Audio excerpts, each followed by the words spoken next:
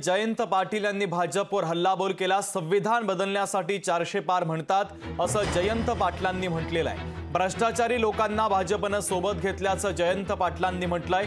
लोक भाजपला भ्रष्टाचार जोडो पार्टी म्हणत आहेत असं देखील आता जयंत पाटलांनी म्हटलेलं आहे। महत्त्वाची बातमी आपण पाहतोय, जयंत पाटलांनी भारतीय जनता पक्षावर हल्लाबोल केला। संविधान बदलण्यासाठी 400 पारचा नारा देतात असा हल्लाबोल जयंत पाटलांनी भाजपवर केलेला आहे।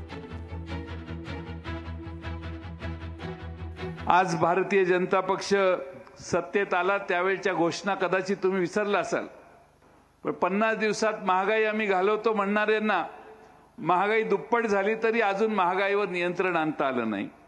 70चं पेट्रोल 105 पर्यंत गेलं, 500 रुपयाचा 400 रुपयाचा गॅस 1100 रुपयापर्यंत गेला।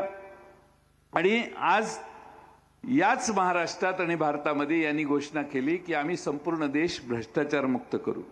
आणि म्हणून आज लोक भारतीय जनता पक्षाला भ्रष्टाचार जोडो पार्टी असं म्हणायला लागले आहेत। आणि लोकांनाच लक्षात आलंय की पूर्वीच्या पेक्षा हे जरा जास्तच बिघडलेले आहेत। लोकशाही मराठी ऐका, पहा, जागरूक रहा।